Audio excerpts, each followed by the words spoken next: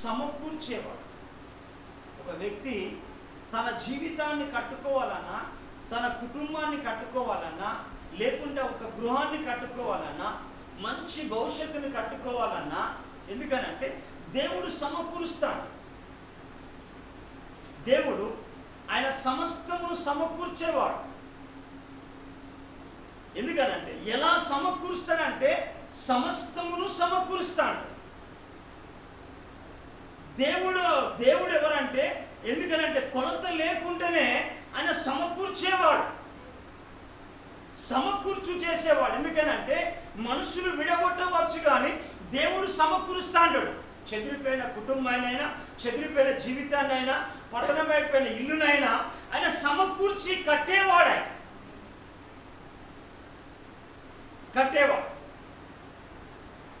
అయితే ఆ కట్టాలి అని అంటే దేవుణ్ణి అడిగే వాళ్ళమై మనం ఉండాలి, లేదా దేవుణ్ణి వేడుకునే వాళ్ళమై ఉండాలి.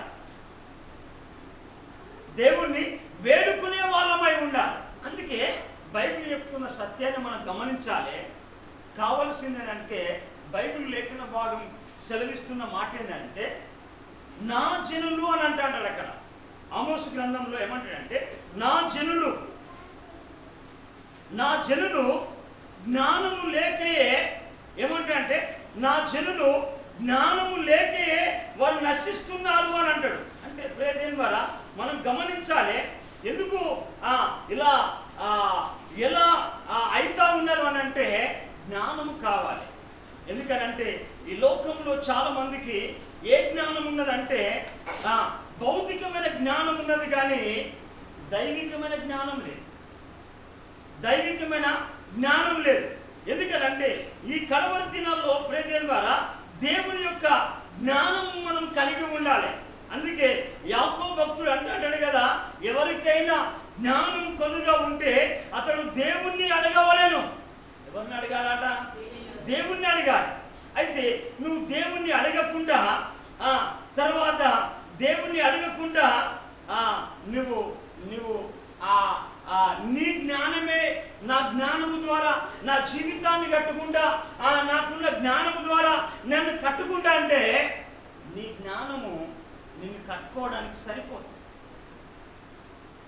నీ జ్ఞానము ఎందుకు అనంటే పుస్తకాల జ్ఞానము, చదువుకున్న జ్ఞానము, అక్కడక్కడ తిరిగిన జ్ఞానము, లేకంటే అక్కడక్కడ చూసి నేర్చుకున్న జ్ఞానము ఏమైతుందంటే నువ్వు కట్టుకోవడానికి సమకూర్చబడదు.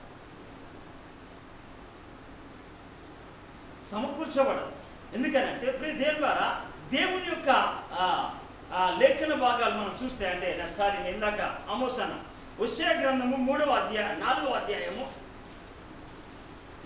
అధ్యాయము హోషేయ గ్రంథం 4వ అధ్యాయము 6వ వచనాన్ని మనం చదువుదామా? చూడండి, నా జనులు జ్ఞానం లేని వారై నశించుచున్నారు. చాలు. ఎందుకనంటే చూడండి ప్రియదేని ద్వారా జ్ఞానము లేక చాలా మంది నశించిపోతా ఉన్నారు. మనకున్నదే జ్ఞానం అనుకొని, నాకున్నదే తెలివి అనుకొని, నాకున్నదే సరి అయిన బుద్ధి అనుకొని, నాకున్నదే సమస్తము అనుకొని ఏం చేస్తున్నారంటే ప్రయత్నాలు చేస్తూ ఉన్నారు, విఫలమైపోతా ఉన్నారు.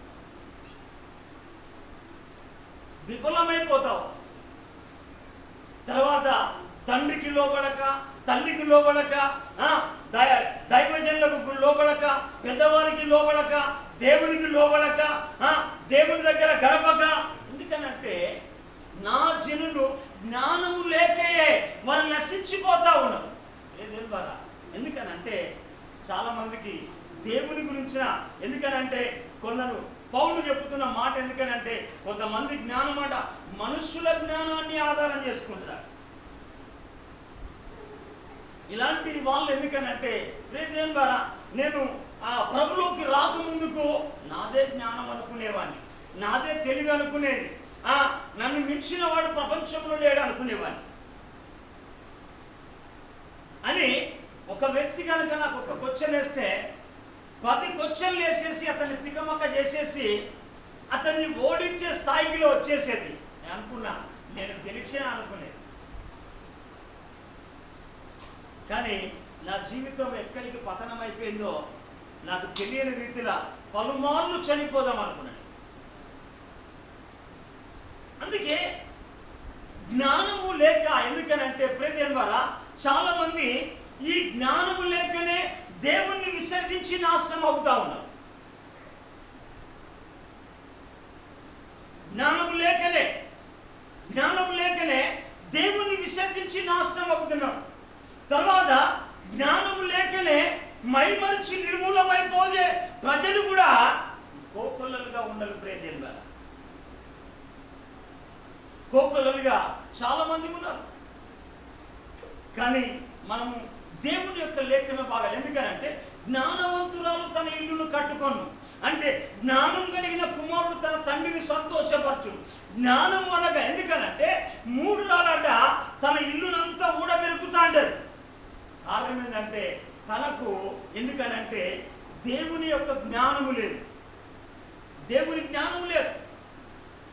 ఎందుకనంటే ఈనాడు నష్టపోయే ప్రజలు ఎవరంటే, నశించిపోయే వాళ్ళు ఎవరంటే, పతనమైపోయే వాళ్ళు ఎవరు అనంటే దైవికమైన జ్ఞానము లేకనే. చాలామంది అంటారు, అది ఇతనికి జ్ఞానం లేదయ్యా, జ్ఞానం లేదు. జ్ఞానం లేకనే ఎలా పడితే తిరుగుతా అంటాడు. ఎందుకనంటే ఇతనితో, ఎందుకనంటే ఆ జ్ఞానం కనుక, ఆ జ్ఞానం లేకనే చాలా మంది నిర్మూలపరచబడతారని దేవుని యొక్క లేఖన భాగం సెలవిస్తాం. అందుకే ప్రియమైన వారా, మనం గమనించాలి. మన సామెతల గ్రంథంలో మనం చూద్దాం. సామెతల గ్రంథంలో మనం బైబిల్ లేఖన భాగాలు కనుక మనం చూస్తే కొన్ని విషయాలను మనం ప్రస్తావన చేద్దాం. చూడండి,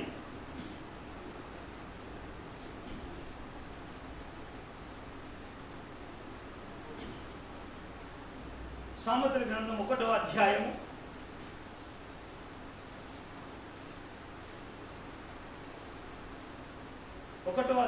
29వ వచనం. చూడండి, జ్ఞానం వారికి అసహ్యమాయను. చూడండి ప్రియమైన వారా, మనం గమనించాలి. ఎందుకంట జ్ఞానం వారికి అసహ్యమైందట. ఎందుకంటే వారికి ఉన్నదే జ్ఞానం అనుకుంటాడు, వారికి ఉన్నదే తెలివి అనుకుంటాడు, వారికి ఉన్నదే బుద్ధి అంటాడు, వారికి ఉన్నదే భక్తి అనుకుంటాడు, వారికి ఉన్నదే. ఎందుకనంటే వారికి ఉన్నదాన్ని బట్టే విర్రవీగే గర్వాన్ని తెచ్చుకొని, లేకుంటే అహమును తీసుకొచ్చుకొచ్చి కోపాన్ని తెచ్చేసుకొని వాళ్ళ ఇష్టానుసారంగా జీవించి వాళ్ళ జీవితాలు విచ్ఛిన్నమవుతున్నట్టుగా మనం చూడవచ్చు.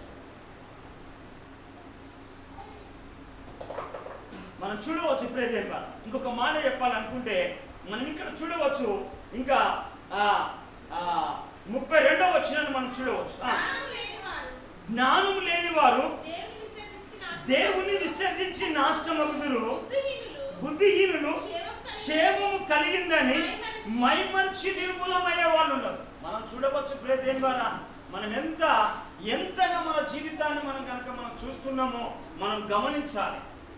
ఎందుకనంటే మనము ఎందుకు ఎక్కడ నిర్మూలమైపోతా ఉన్నారు అనేది మనం చాలా దేవుని యొక్క లేఖన భాగాలు కానీ దేవుని యొక్క లేఖన భాగాలను పరిశోధించి మనము ఒక దైవికమైన జ్ఞానం కలిగి జీవించాలి. హల్లెలూయా.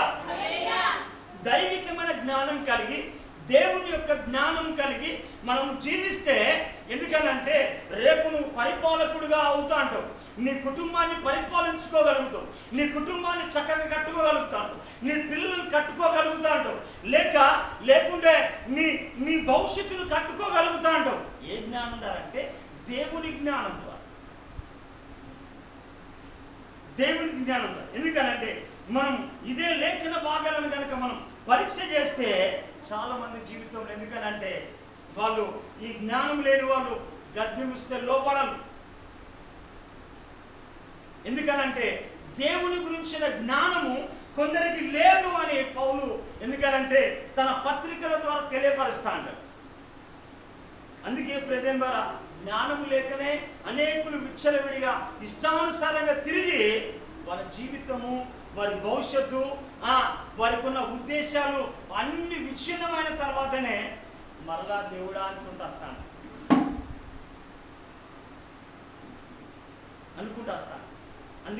మనం దేవుని యొక్క లేఖన భాగాలు కనుక మనం చూస్తే ఎప్పుడే దేనివారా ఇక్కడ 1వ అధ్యాయంలో ఇక్కడ మాట్లాడుతూ ఉంటాడు సొలొమోను. దేవుడు తనతో మాట్లాడుతూ ఉంటాడు. ఈ 1వ అధ్యాయంలో మనం చూడండి, ఆ 1వ అధ్యాయంలో ఇక్కడ ఏమంటాడో చూడండి, 22వ వచనం.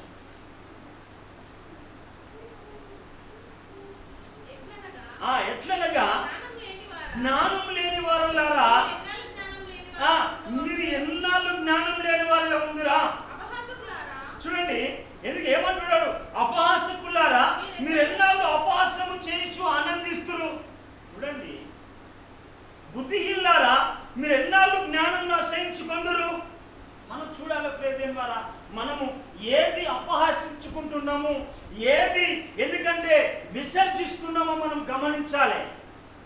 ఈనాడు అపవాది ఏం చేస్తుందంటే జ్ఞానం లేని వారిగా, బుద్ధి లేని వారిగా, లేకుంటే తెలివి లేని వారిగా, లేకుంటే ప్రయోజకులుగా ఉండకుండా అపవాది కూడా వారి యొక్క ప్రయత్నాలు ఏం చేస్తుందంటే ఈ లాని తయారు చేసుకొని చేస్తా అంటే వారిపైన దాడి చేస్తాం.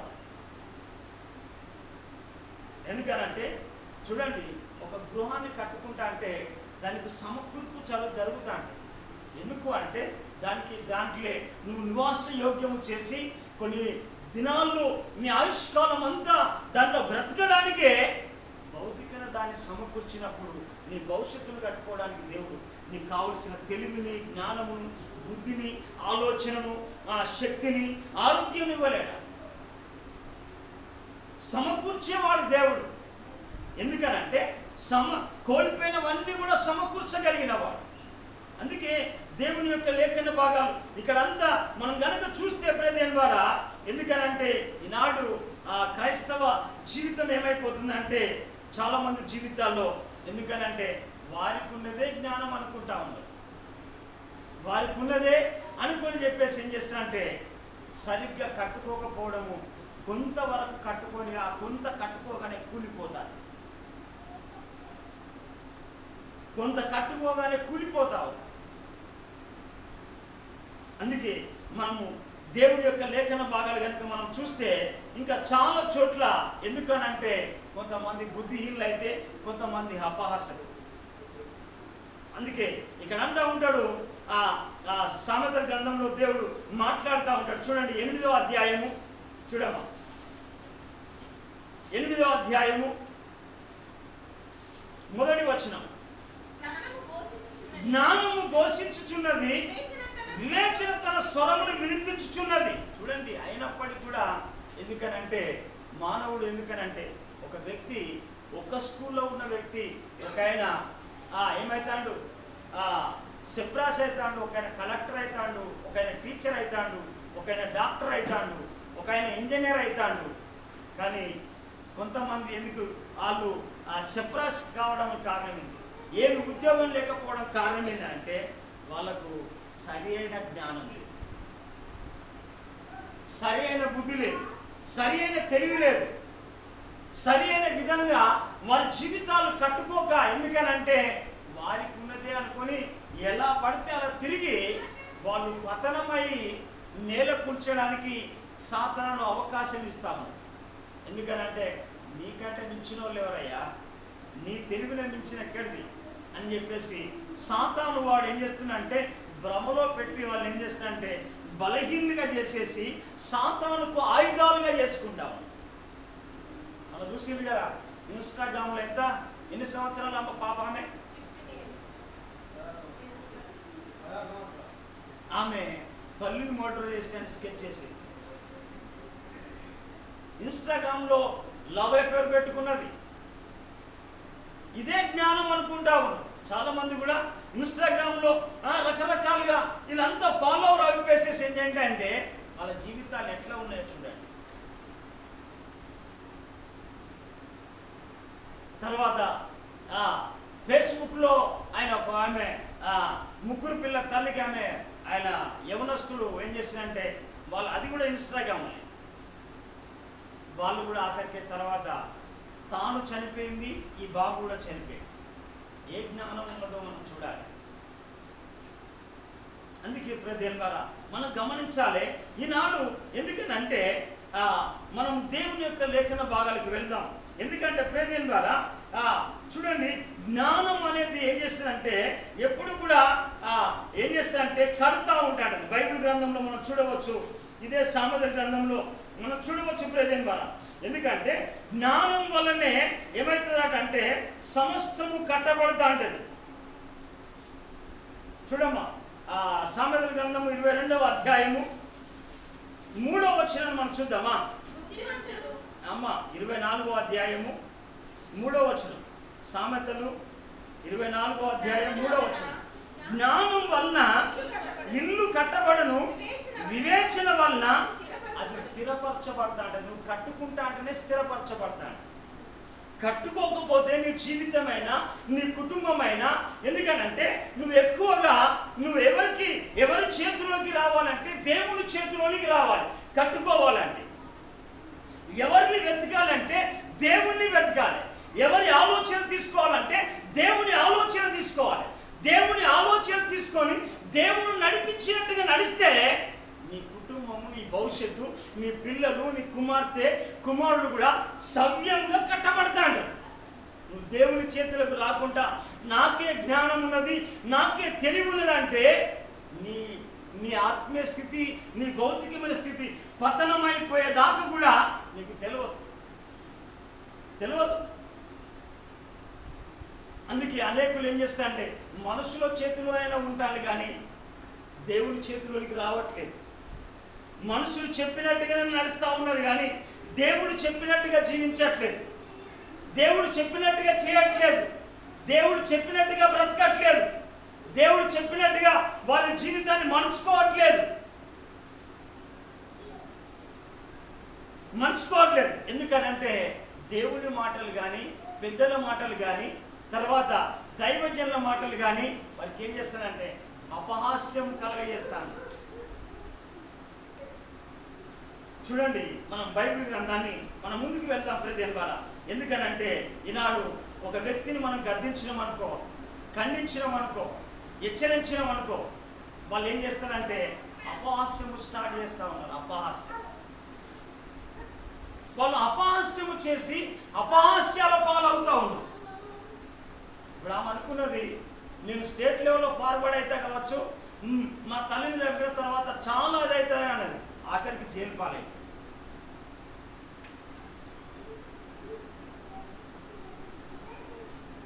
అందుకే ప్రియదేవుని ద్వారా మనం గమనించాలి. మనము బైబిల్ ఎందుకనంటే ఈనాడు గద్దింపు నాట చూడండి. బైబిల్ గ్రంథంలో మనం చూస్తే మనము సామెతల గ్రంథము చూడండి ప్రియదేవుని ద్వారా. సామెతల గ్రంథము 10వ అధ్యాయము 11వ వచనాన్ని మనం చూద్దామా. నీతి అమ్మా ఇక్కడ 17 ఉపదేశమును అంగీకరించువాడు జీవ మార్గంలో ఉన్నాడు, గద్దింపునకు లోబడని వాడు ట్రాక్ తప్పుతా ఉన్నాడు. ట్రైన్ కనుక పట్టాలు తప్పితే ఆ ట్రైన్లో ప్రయాణించే అనేకులకు ప్రమాదం జరుగుతాడు. తర్వాత మనం కనుక గద్దింపుకు లోబడకుండా, శిక్షకు లోబడకుండా, లేకుంటే పెద్దలకు లోబడకుండా మన ప్రయాణాన్ని మనమే సాగితే పతనమైపోయేదాకా కూడా నీకు తెలియదు.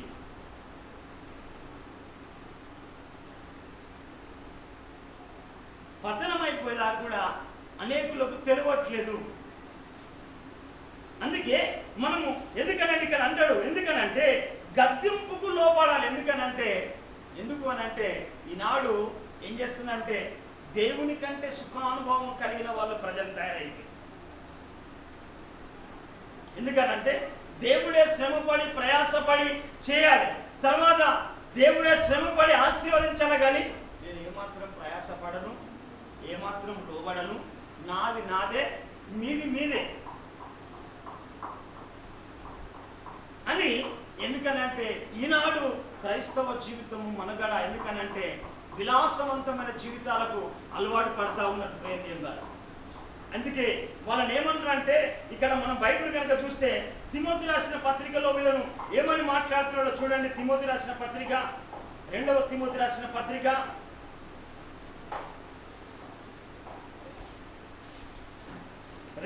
3వ అధ్యాయం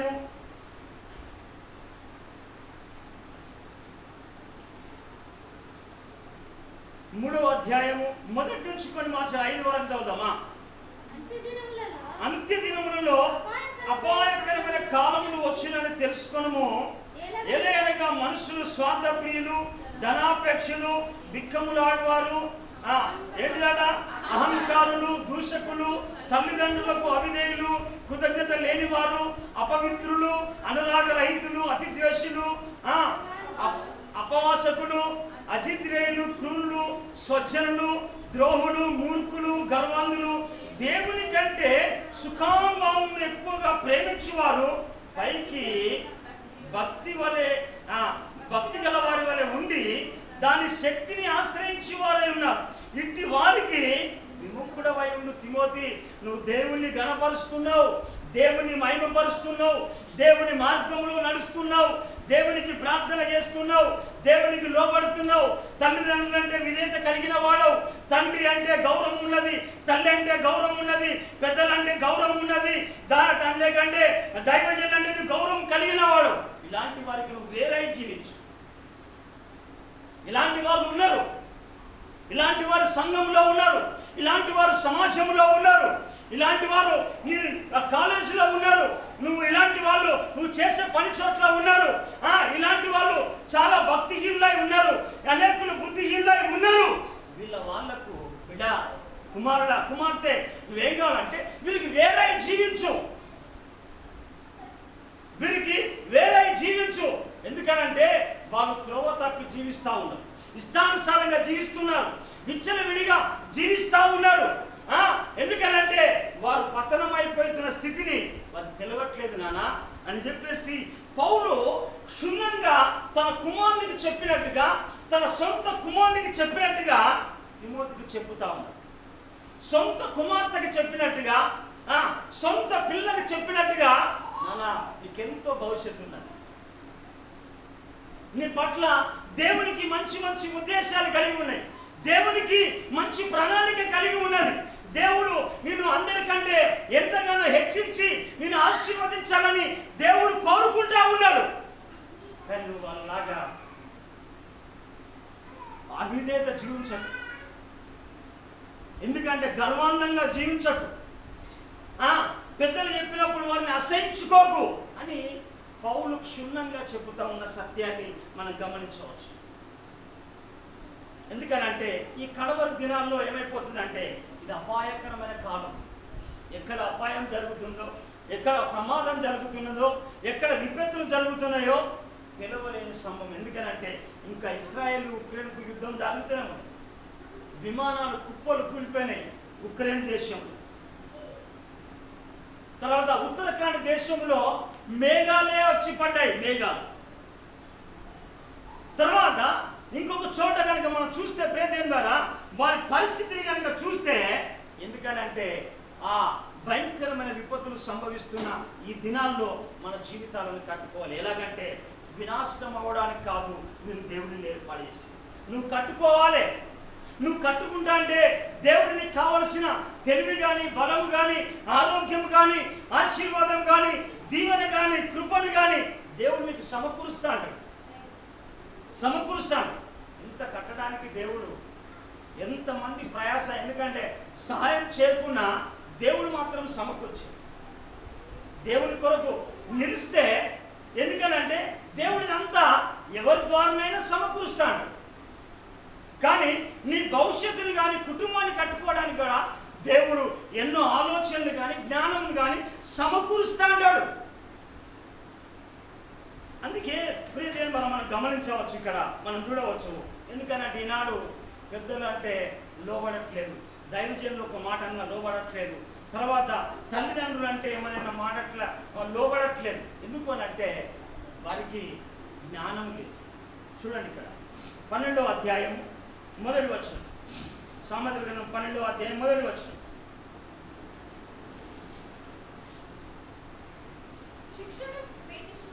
శిక్షను ప్రేమించేవాడు అంటే చూడండి, శిక్షను ప్రేమించేవాడు అట జ్ఞానమును ప్రేమిస్తా ఉన్నాడు. ఎందుకనంటే తండ్రి శిక్షించని కుమారుడేవాడు. ఎందుకనంటే తండ్రి శిక్షించని కుమారుడు ఏమైపోతాడంటే తల్లికి తండ్రికి అవమానం తీసుకొస్తాడు. అంటే శిక్షను ప్రేమించేవాడట జ్ఞానాన్ని ప్రేమిస్తున్నాడట. శిక్షను ప్రేమించేవాడు ఏంటట? జ్ఞానాన్ని ప్రేమిస్తున్నాడట. చదవాలమ్మా. గద్దింపును అసహించుకొని వాడు పశుప్రాయుడు. ఎందుకనంటే ఇలాంటి పశుప్రాయులు తయారయ్యారు అక్కడ.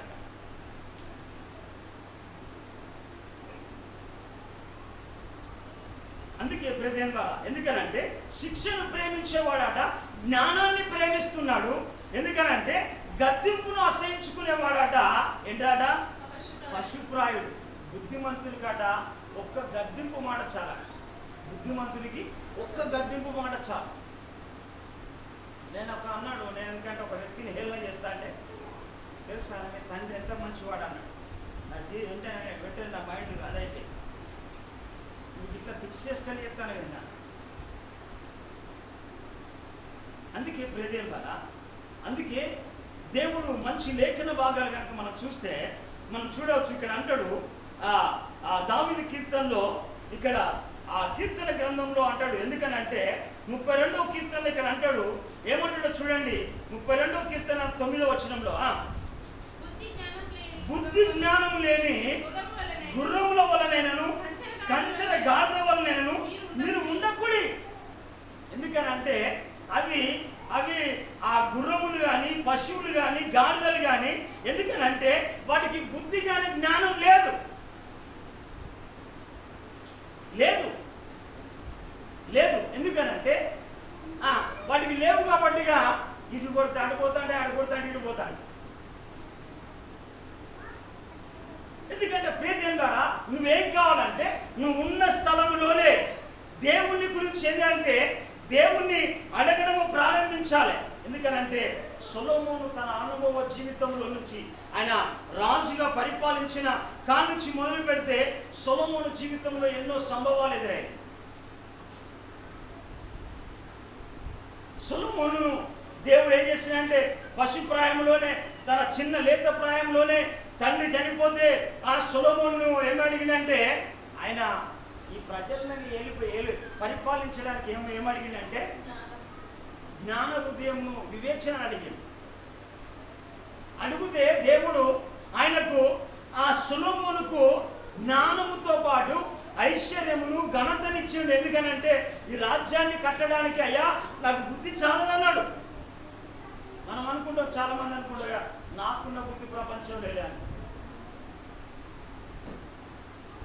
అందుకే దేవుడు ఇవ్వాలి. ఎందుకనంటే మంచి బుద్ధి దేవుడు నీకు ఇవ్వాలి, మంచి జ్ఞానాన్ని దేవుడు ఇవ్వాలి, మంచి తెలివిని నీకు ఇవ్వాలి, మంచి ఆలోచన ఇవ్వాలి. దేవుడు ఇస్తాడు. దేవుడు మంచివాడు కనుక ఇస్తాడు, పరిశుద్ధుడు కనుక మంచి ఇస్తాడు. ఎందుకంటే సొలొమోను కట్టుకోవడానికి ఇచ్చాడు దేవుడు, రాజ్యాన్ని కట్టడానికి. ఏంటంటే అతని జ్ఞాన వివేచనతో పాటుగా ఘనతను కూడా ఇచ్చేసి ఏం చేసినంటే సొలొమోను ఏం చేసినంటే తనకు ఐశ్వర్యం ఇచ్చేసి, భూరాజుల్లో నీలాంటి జ్ఞానం ఏ రాజుకు ఉండదు అని అన్నాడు. ఊరిపిల్లలో నీ వంటి జ్ఞానము ఏ రాజుకు ఉండదని చెప్పేసి ఇచ్చేసాడు దేవుడు. నీకు ఇవ్వలేడా?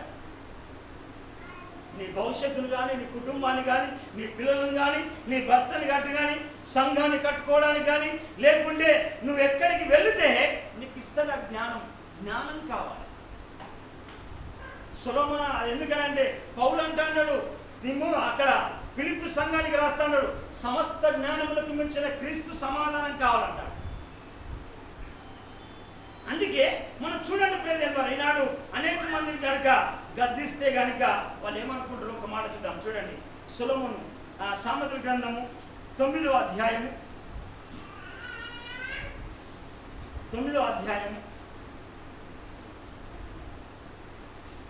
6వ వచనం.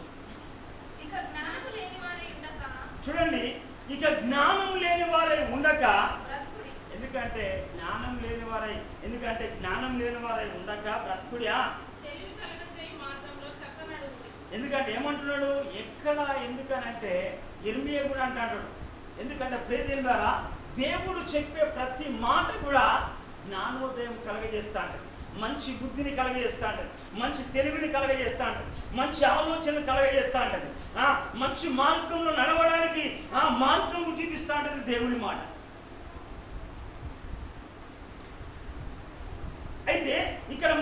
మాట్లాడుతున్న మాటను మనం గమనించవచ్చా? చదవాలమ్మా.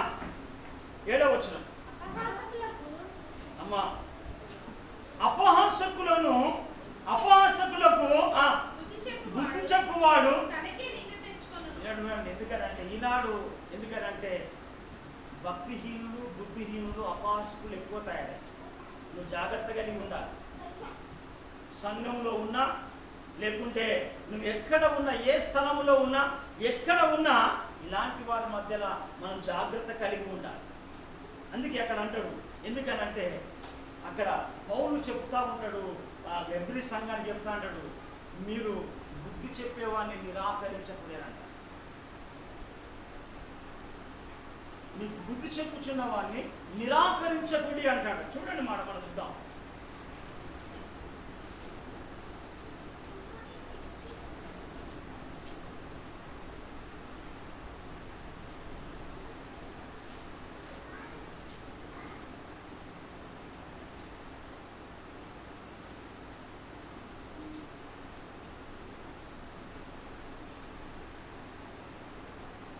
యేసయ్యా కనికర పూర్ణుడా,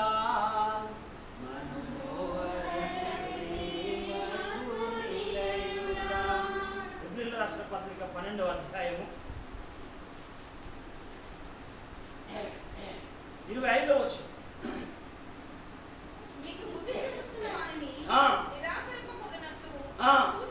చూడండి ప్రేమ, అక్కడ గనుక మనం చూస్తే అక్కడ ఏమైపోతుంది అని అంటే మనం గమనించాలి. ఎందుకనంటే ఇక్కడ అపహాసకులకు బుద్ధి చెప్పువాడు తనకే నింద తెచ్చుకొను, భక్తిహీనులను గద్దించువానికి అవమానమే కలుగును. సామెతల గ్రంథంలో 9వ అధ్యాయంలో ఏమంటాడంటే అక్కడ మాట, ఎందుకనంటే మనకు ఎప్పటికైనా కానీ పెద్దలు బుద్ధి చెప్తా ఉంటారు, దైవజనులు బుద్ధి చెప్తా ఉంటారు, తెలివైన వాళ్ళు బుద్ధి చెప్తా ఉంటారు. వాళ్లకు మనం వారికి లోబడాలి. వాళ్ళకి అనుభవాలు ఉంటాయి, తల్లి కానీ, తండ్రికి కానీ, అమ్మమ్మకి కానీ, నానమ్మకి కానీ. ఎందుకనంటే ఇలాంటి వాళ్ళు ఏం చేస్తున్నారంటే మనం చాలా మంది ఏంటంటే నువ్వు నాకు ఏం చెప్పినవులే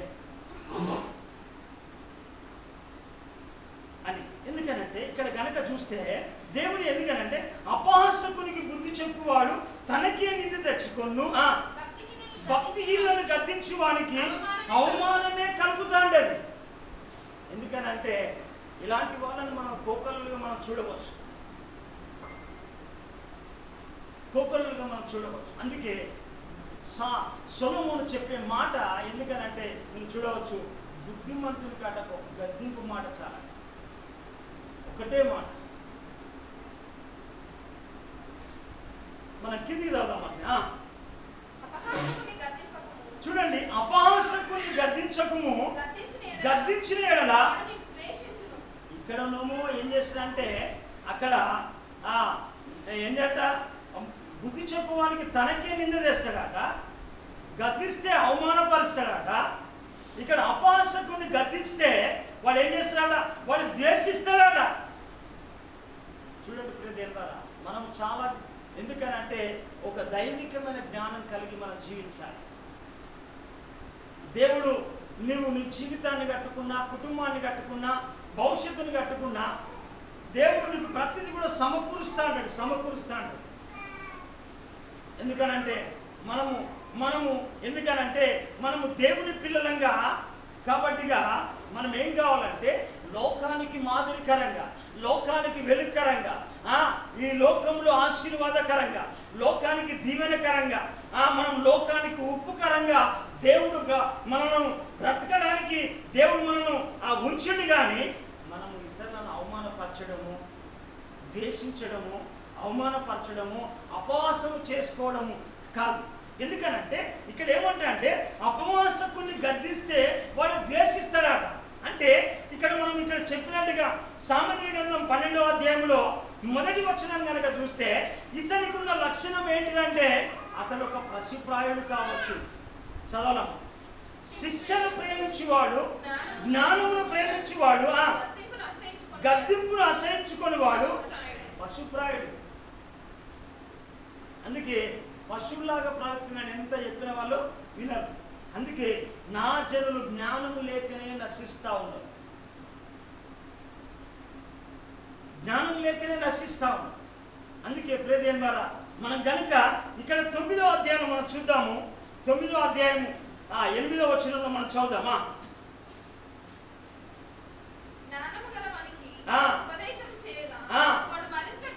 చూడండి చూడండి ప్రియదేవుని ద్వారా మనం ఎందుకనంటే జ్ఞానం గల వారిని ఉపదేశము చేయగా వాడు మరింత జ్ఞానము నొందుతాడట. ఎందుకనంటే ఈ ఉపదేశానికి మనం లోబడాలి, దేవుని మాటకు లోబడాలి. తండ్రిది కూడా ఉపదేశం లాంటిది, తల్లి మాట కూడా ఉపదేశం లాంటిది. తల్లిని చూసి పిచ్చిది అనుకుంటుంది. మేము అనుకునేది మా అమ్మ మేము తాగినప్పుడు, మేము లోకంలో ఉన్నప్పుడు పిచ్చిది ఏం తెలియదు. తర్వాత మా తల్లి చనిపోయిన తర్వాతనే తల్లికి ఉన్న ప్రేమ అనురాగం అనేది ఆమె కోల్పోయిన తర్వాత తెలుసుకుంది, ఉన్నప్పుడు తెలియదు. ఉన్నప్పుడు బుద్ధి చెప్పేవాడు కానీ, తెలివి చెప్పేవాడు కానీ, జ్ఞానం నేర్పేవాడు కానీ ఏమవుతానంటే పిచ్చి వాళ్ళ కనబడతారు. అయితే మన ఎందుకనంటే ఆనాడు నోహు కూడా ఏం చేసిందంటే జలప్రలయం వస్తుందంటే పిచ్చోడు అనుకున్నారే. రేపు రాకడ గురించిన భయంకరమైన విపత్తులు సంభవిస్తూ ఉన్నాయి. ఎందుకనంటే దైవికమైన జ్ఞానం లేకపోతే నువ్వు నష్టపోయే పరిస్థితి అవుతుంది, నీ పిల్లలు నష్టపోయే పరిస్థితి అవుతారు. అందుకే ఇక్కడ చెప్తా ఉంటాడు. ఎందుకనంటే అక్కడ మాట జ్ఞానం గల వారికి ఉపదేశము చేయగా వాడు మరింత జ్ఞానం నందును. ఎందుకనంటే ఇక్కడ మనం 8వ వచనంలో జ్ఞానం గల వారిని గద్దింపగా వాడిని ప్రేమిస్తాను. అపహసించుకునేది ఎవరంటే బుద్ధిహీనులు. ఎందుకనంటే అపహాసకుని గద్దిస్తే ఏం చేస్తాడంటే వాడు ద్వేషిస్తాడు. ఎందుకు ద్వేషిస్తాడంటే వాడు అపహాసకుడు, వాడు మూర్ఖుడు. ఇలాంటి వాళ్ళు ఉంటాంటారు ప్రేదేంద్ర. కాబట్టి మనం చూడాలి. ఎందుకు అనంటే ఈ కడవరి దినాల్లో ఎందుకనంటే మనం జ్ఞానం లేని వారమై బ్రతకకూడదు. ఎందుకనంటే దేవుడు ఒక దైవికమైన జ్ఞానము ఇస్తాంటాడు. అందుకే మనం పౌలు గారు మాట్లాడుతూ ఉంటాడు. 1 కొరింథీ సంఘానికి వచ్చిన తర్వాత మీ జ్ఞానం అట మనుషుల జ్ఞానమును ఆధారం చేసుకోకూడదు అంటాడు. చూడండి 1 కొరింథీలో రాసిన పత్రిక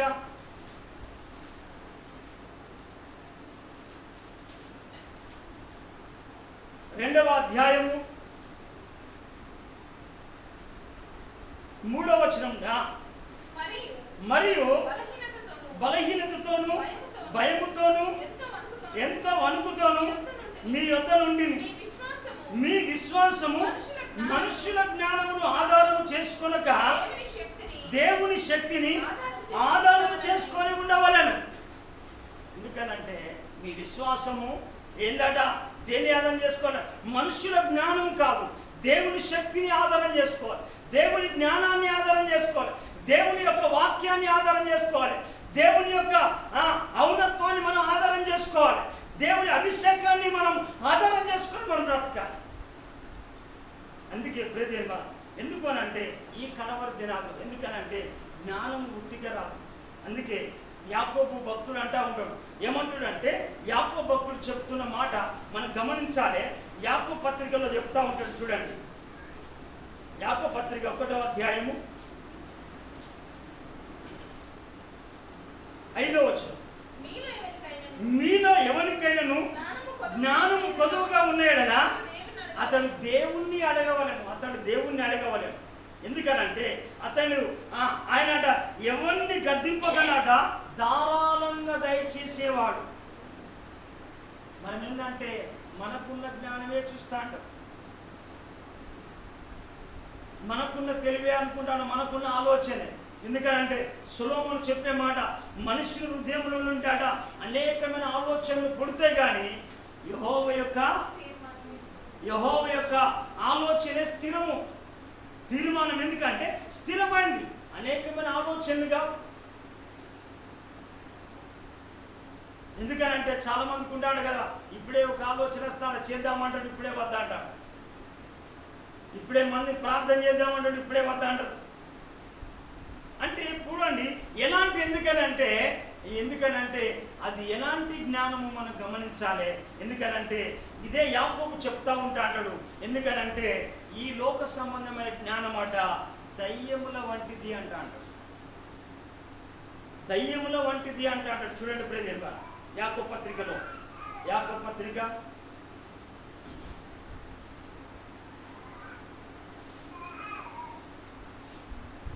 3వ అధ్యాయం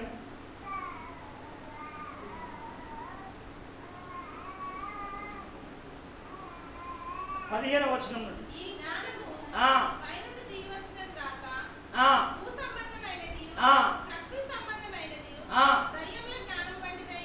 చూడండి ప్రియదేవ. ఎందుకనంటే లోకమంతా శాపగ్రస్తం, పాపముతో, శాపముతో, రోగముతో నిండి కరోనాతోనే ఆ మనిషిని ముట్టుకుంటేనే కన్న తండ్రిని ముట్టుకునే స్థితి ఏర్పడింది. రాబోయే దినాలు ఎలాంటి పరిమాణాలు ఏర్పడతాయో నువ్వు ఒక దైవికమైన జ్ఞానం కనుక దేవుని దగ్గర పొందుకోకపోతే నష్టపోయే పరిస్థితులు. అందుకే ఎందుకు అనంటే ఈ లోక జ్ఞానం అట దయ్యముల జ్ఞానం వంటిదై ఉన్నది. అందుకే మనం దేవుని పిల్లం కనుక మనం ఎందుకనంటే ఈ కడవరి దినాల్లో ఎందుకనంటే జ్ఞానము ఎలా పొందుకుంటాము అనేది ఎందుకనంటే మనం చూడాలి. ఇక్కడ చూడండి ప్రియదేవ ద్వారా మనం సామెతల గ్రంథము 2వ అధ్యాయము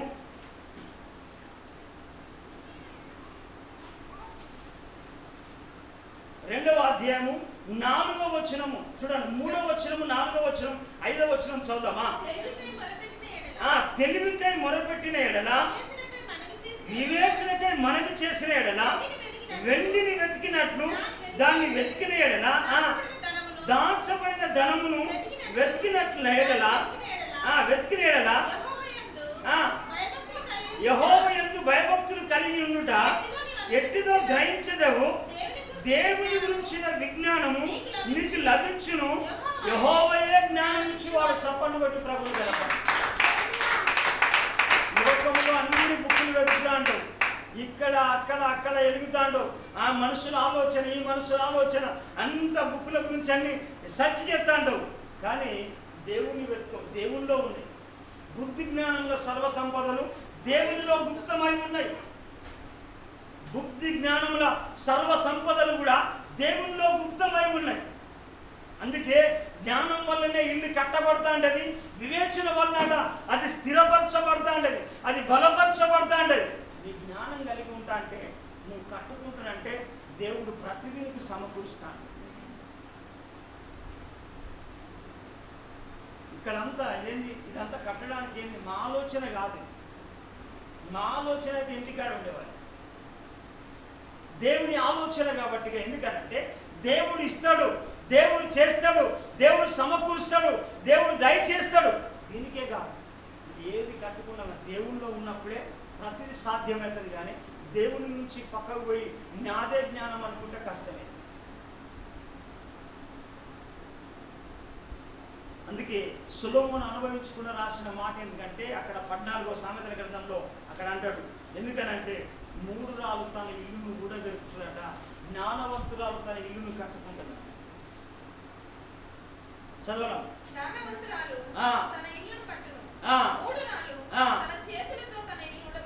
ఎందుకంటే మనం జ్ఞానం కలిగి ఉండాలి, దైవికమైన జ్ఞానం. ఆనాడు సొలొమోను జ్ఞానాన్ని అడిగిండు, సొలొమోనుకు దేవుడు సమకూర్చిండు, సొలొమోనుకు దేవుడు సమకూర్చిండు. ఎందుకనంటే నాకయ్యా ఈ రాజ్యాన్ని కట్టడానికి బుద్ధి చాలదనంటే నాకేం చేయాలంటే నాకు వివేచన జ్ఞానం కావాలంటే వివేచనతో పాటు ఏం చేస్తాడంటే దేవుడు ఘనతను ఐశ్వర్యాన్ని ఇచ్చేసేయండి. ఎందుకనంటే పూర్వీకుల్లో నీలాంటి జ్ఞానం ఎవరికి ఉండదురా బాబా. చూడండి, ఒక మాట చెప్పేసి మనం ముందుకు వెళ్దాం. మొదటి రాజుల గ్రంథం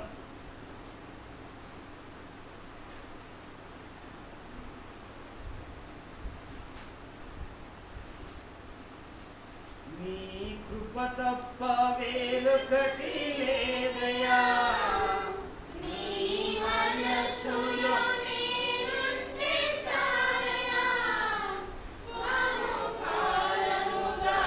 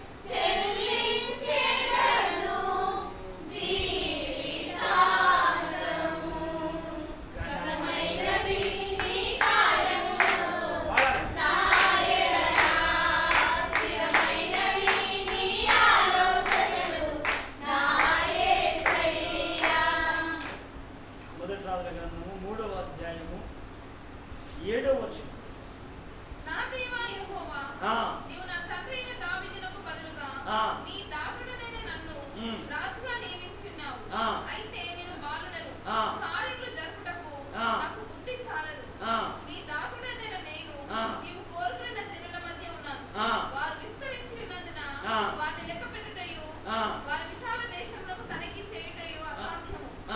ఇంత గొప్పదైన నీ జనమునకు న్యాయము తీర్చగలవాడెవడు? కాబట్టి నేను మంచి చెడ్డలు వివేచించి నీ జనులకు న్యాయము తీర్చినట్లు నీ దాసుడనైన నాకు వివేకం గల హృదయమును దయచేయము. సొలొమోను చేసిన ఈ మనవి ప్రభువునకు అనుకూలమాయను గనుక. ఎందుకు అనంటే ఏది కావాలి, ఎందుకనంటే ఈనాడు ఆశీర్వాదం కావాలి, ఇది కావాలంటే నీకు అది కావాలి. కానీ అంతకన్నా ముఖ్యంగా వివేచన జ్ఞానం కావాలి. వివేచన జ్ఞానం కావాలి. సొలొమోనుకు ఇదంతా తర్వాత ఇంటికి వెళ్ళి తాగితే సొలొమోనుకు సమకూర్చిండు దేవుడు. ప్రతిదీ కూడా సమకూర్చిండు. నీకు కూడా సమకూర్చాడు. అయ్యా ఇంత జనాన్ని అంటే అయ్యా నా కుటుంబాన్ని కట్టుకోవడానికి, నా భవిష్యత్తుని కట్టుకోవడానికి, దేవా నా సంఘాన్ని కట్టుకోవడానికి, దేవా ఈ జనాన్ని పరిపాలించడానికి, దేవా నాకు కావాలి, అయ్యా నాకు బుద్ధి చాలదని దేవుణ్ణి మనవి చేయాలి. అందుకే అంటాడు కదా యాకోబు, ఎవరైనా జ్ఞానం కొద్దుగా ఉంటే అతడు దేవుణ్ణి అడగవలేను అంటే నువ్వు దేవుణ్ణి అడగకుండా ఏది పొందుకోలేవు. ఎందుకనంటే అనేకుల జీవితాలు ఎందుకనంటే కుటుంబాలు కట్టబడకపోవడం, లేకుంటే సంఘాలు కట్టబడకపోవడం, లేకుంటే భవిష్యత్తు కట్టబడకపోవడం కారణం ఎందుకంటే నా జనులు జ్ఞానము లేకనే నశించిపోతున్నారు. దైవికమైన జ్ఞానం, ఎలాంటి జ్ఞానం కావాలంటే దైవికమైన జ్ఞానం కావాలి. పైనుంచి అంటే జ్ఞానము అది పవిత్రమైనది, అది మృదువునైనది, అది సులభముగా లోబడేది, అది కనికరము చూపేది. ఎందుకనంటే అది మత్సరము లేనిది, అది కోపము లేనిది, అది కపటము లేనిది. ఆ జ్ఞానము ఎందుకనంటే దేవుడు ఇవ్వగలిగిన వాడు. సొలొమోనుకి ఇచ్చాడు. కానీ సొలొమోను కంటే గొప్పవాడు మన మధ్యలో ఉన్నాడు. ఎందుకనంటే రేపు విమర్శల కాలంలో షీబా దేశపు రాణి సొలొమోను జ్ఞానాన్ని చూడటానికే వచ్చింది. కానీ నీవు ఈ ఆ విమర్శ కాలంలో ఆ షీబా దేశపు రాణి నిన్ను విమర్శిస్తే నీకే జ్ఞానం ఉంది. అతని జ్ఞానాన్ని చూడటానికి వెండి బంగారాలు తీసుకొని వచ్చేసింది. ఎందుకనంటే ఆ సొలొమోను రాజ్యానికి సమకూర్చి చేస్తానికి. నీకు జ్ఞానం ఉంటే నీకు అన్ని సమకూర్పు చేస్తా అంటాడు దేవుడు. ఒక ఇంజనీర్ ఉంటే ఇంజనీర్ దగ్గరికి అనేకులు వెళ్తాడు. ఒక జ్ఞానం కలిగిన వాడు ఉంటే ఆ జ్ఞానం కలిగిన వాడి దగ్గరికి అందరూ వెళ్తాంటారు. చూడండి, మనం కెనాల్ కానీ మ్యాప్ కానీ రింగ్ రోడ్ మ్యాప్ కానీ చాలా సాధారణమైన వ్యక్తులు గీసిల్లాయి. స్ట్రైక్లో వెళ్ళండి నేను. ఎందుకనంటే వాళ్ళన్నింటిని కనుక చూస్తే ఎందుకంటే ఈ కెనాల్ మ్యాప్ తీసిన వ్యక్తి ఒకప్పుడు వాస్తవంగా పాపం ఆయనకి ఏం లేవు. ఎప్పుడైనా కొంత డబ్బు వస్తే ఆ కంట్రోల్ బియ్యం తీసుకొని వచ్చి దుడ్డు బియ్యం తినేది అనేది. ఎందుకనంటే ఏం చేయాలండి, నేను చేస్తున్నాను. వాళ్ళ ఇంట్లో ఊదుబత్తి లగాలను తయారు చేసుకొని అప్పుడు మనం డబ్బులు వస్తే తినేది. ఆయన మ్యాప్ తీస్తున్న వ్యక్తి ఎందుకనంటే ఒక మంచి ఇంజనీరే. కారణం ఎందుకనంటే దేని ద్వారా అతనికి ఆ తెలివిని బట్టి అదంతా గీయగలి. కానీ సాధారణమైన వ్యక్తి, నీ లోపల ఎంతో కృప దాగి ఉంది, ఎంతో జ్ఞానం నీలో ఉన్నది. ఆ షేబా దేశపు రాణి ఆయన దగ్గరికి వచ్చేసింది. కానీ రేపటి విమర్శ దినమున నువ్వు నష్టపోయడానికి కారణం ఎవరు? దైవజనుల, నీ తల్లిదండ్రుల, నిన్ను పెద్దవాళ్ళ, నిన్ను కన్నవాళ్ళ? అది కాదు, నువ్వు జ్ఞానం లేకనే నష్టపోతున్నావు. నువ్వు నష్టము జరగడానికి, నువ్వు కట్టబడకపోవడానికి కారణం ఏంటంటే నీకు ఒక దైవికమైన జ్ఞానం లేదు. చూడండి బైబిల్లో మన చివరి మాట, సొలొమోనుకి అన్నిటిని మీరు ఇంటి తర్వాత చూడండి సమకూర్చిన దేవుడు. ఎందుకనంటే సొలొమోను చేసిన ఆ మనవిని ఏమంటాడంటే, సొలొమోను అంటాడు, నేను మంచి చెడ్డలను వివేచించడానికి, ఈ జనులకు న్యాయము తీర్చడానికి నీ దాసుడైన నాకు వివేకం కలిగిన హృదయమును దయచేయమంటే దేవునికి అంగీకారమైంది. నువ్వయ్యా నా కుటుంబాన్ని కట్టుకుంటా, నా భర్తని కట్టుకుంటా, నా పిల్లల్ని కట్టుకుంటా, నా సంఘాన్ని కట్టుకుంటా, నా ప్రాంతాన్ని కట్టుకుంటా, నా భవిష్యత్తుని కట్టుకుంటా అంటే దేవుడు సమకూరుస్తాడు, మీకు సమకూరుస్తాడు. ఎందుకంటే అయితే సొలొమోనుకే ఇచ్చాడు. సొలొమోను జ్ఞానం చూడటానికే సేబాదేశపు రానైతే సొలొమోను కంటే గొప్పవాడు మన ప్రభువైన యేసు. చూడండి బైబిల్లో చూడండి, మత్తయి సువార్త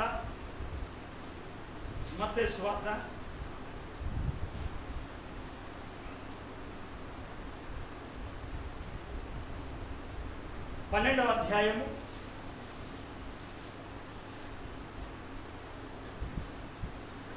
12వ అధ్యాయము 42వ వచనం. విమర్శ సమయమున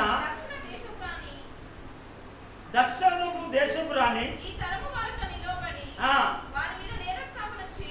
రేపు కూడా నీ పైన కూడా నేరస్థాపన చేస్తుంది,